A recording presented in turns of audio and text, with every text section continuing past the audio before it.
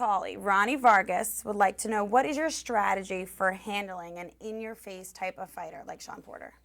You have to be intelligent. You have to, know how to use the ring, but at the same time, you can't become a runner either. I think it takes a combination of different looks as also add to that shot variation and punch variation.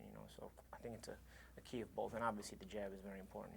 So you mix your looks, you mix your feints, and with punch variation and a good jab. Omar Asensio wants to know, how many hours a day do you train and what kind of training do you do? It depends. Training for a fight, we train several hours a day, different workouts. At times I'll do a couple of workouts, a couple hours each. Sometimes 3 workouts, a couple hours each day, if you include the running. So altogether, probably 5 hours, 6 hours a day. Okay, Santos Torres wants to know, if Danny Garcia moves to welterweight, would you want to fight him? Danny's a friend of mine, but competition and money is the name of the game. So if anything comes up to that degree, I would think about it, depending on the offer. But of course, Danny is a very good fighter in his own right.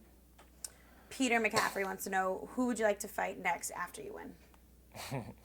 I want the winner of Mayweather and Maidana after Porter, but of course I'm not overlooking Sean Porter, and I know I have a mandatory obligation with Kell Brooks, so I'm not overlooking too many people. Al Capone wants to know, do you have any tips on how to throw the perfect jab? Walk us through it. We need to know. It depends. It's knowing how to throw the jab is understanding your distance. You see, you have to control the distance with your legs in order to have a very effective jab. Without the control of the distance, you may throw the jab from too far out or from too far in. And if you throw from too far in, you're going to get countered with the right hands over the top. If you throw from too far out, you're going to be lunging and reaching. So first and foremost, before any kind of technical aspect of it, you have to control your distance and know the proper distance and where you're at in the ring at all times in order to have that control of the jab. After that, you can start working on the types of jabs you throw, which is off your shoulder and off your back, and the way you step in or step out, depending on how far you are at. Ryan M. wants to know, who's the toughest guy that you fought and what made him so tough? Miguel Cotto is the toughest and best fighter I fought in my career. What made him tough was the fact that, number one, he was the hardest puncher I fought, but besides that, he was a very good technical fighter, very intelligent. He knew how to set things up, mainly the punching power, but also the fact that he's adept at setting you up and putting you in uncomfortable spots.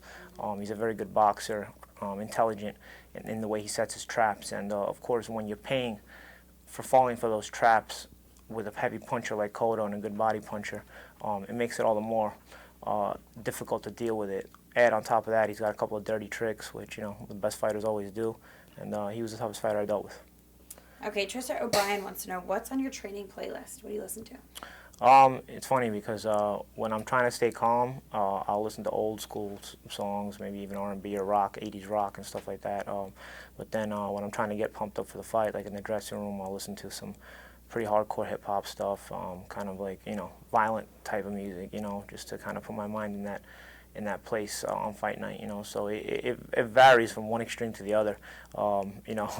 It's crazy because you may get like rock set from the 80s, or you might get like 50 Cent now, or even a Mobb Deep from the 90s, like some hardcore stuff too. Okay, Christy wants to know, how hard is it to cut weight? Cutting weight is one of the most difficult things because, it's not just about dieting and training right. At a certain point, people always say, oh, why don't you just walk around at your fighting weight? Well, you can't because, my fighting weight is a weight where I dry out once I've dieted to the max, So if you can get me to my fighting weight without drying out, then what I'm going to do is I'm going to drop another weight class down, So we always make it more difficult on ourselves as fighters to kind of try to get to the minimum we can get to. And that way, by doing that, we kind of, don't put ourselves at a disadvantage the next day because your opponent's doing the same thing, so you don't want to be the naturally smaller guy. Okay, so an interesting follow-up to that. Danny Jones wants to know, what's your favorite kind of sandwich? Favorite kind of sandwich, I'd say is probably prosciutto with fresh mozzarella, roasted peppers, basil, oil and vinegar, balsamic vinegar, and extra virgin olive oil. Yeah. We hit the guys on the side and making sure he says balsamic. Okay. Waylon wants to know who hits harder, Khan or Broner? Khan. Neither of them were great big punchers. Broner was not a big puncher at all, though. Khan, neither was a big puncher, but I'd say Khan, because he was a sharper fighter, gets your attention a little bit better. And also, Khan may not have hurt me to the head, but Khan hurt me to the body a couple of times in the fight. Broner never hurt me at all. That doesn't necessarily mean anything, because if you're not hurt, just because a guy doesn't hurt you doesn't mean he can't punch. Sometimes the punch may not hurt you, but you feel the effect of it as far as, wow, that's a heavy punch. It just may not have shocked you. But Broner never got my attention, even by not hurting me. When his punches did land, they never really felt like, oh man, I got to be careful, this guy can punch. Not so much Khan didn't either, but Khan gets your attention in a lot of other ways. He's got very sneaky speed and sneaky body shots, especially, as I'm sure Marcos Maidana can attest to as well. Okay, we're going to wrap up soon. We're going to take a few more questions. Brian S., this could get you in trouble. He wants to know, who's your favorite guy in the Showtime announce team? Why?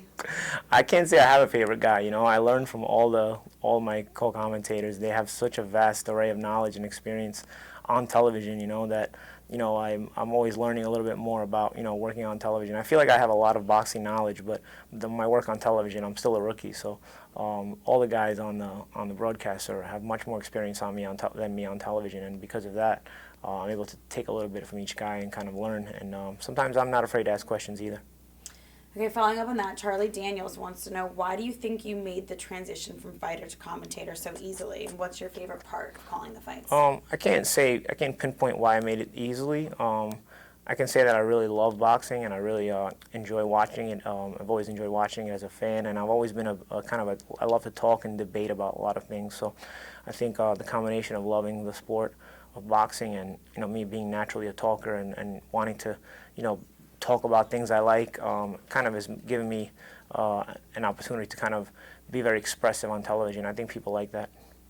Okay, we're going to take one last question from John Kloss, and he wraps this up with, put your announcer hat on, and can you quickly break down the Moment pay-per-view card, Floyd Mayweather, Marcos Maidana, May 3rd? Are you not even thinking that far ahead? No, I'll break it down for you. People talk about Floyd is the favorite, but it's not a bad fight. People always want to criticize Floyd about who he fights and whatnot. And I think, in reality, Marcos Maidana is a very dangerous opponent. Now, does that mean you favor Maidana? No, I don't think you favor anybody against Floyd Mayweather. I think the day, if it comes, that Floyd Mayweather loses will be a shock to everyone. So I don't think anybody goes into a Floyd Mayweather fight expecting him to lose. But it may happen, and you match up these qualified fighters in front of him that may or may not do it, And I think Marcos Maidana has earned his spot. I think he's earned the right to get there through the hard work he's had and through the difficult fights he's won. He's excelled at a high level, and he's won an important fight just coming off that Broner win. So I don't think you can fault Mayweather for fighting Maidana, and you certainly can't fault Maidana for getting the shot.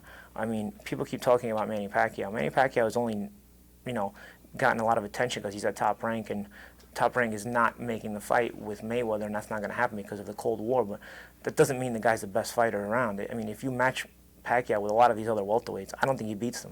I think there are plenty of welterweights aside from Floyd Mayweather that beat Manny Pacquiao. So I don't think that's such a great fight, except for the fact that people want to keep talking about it because they don't get it.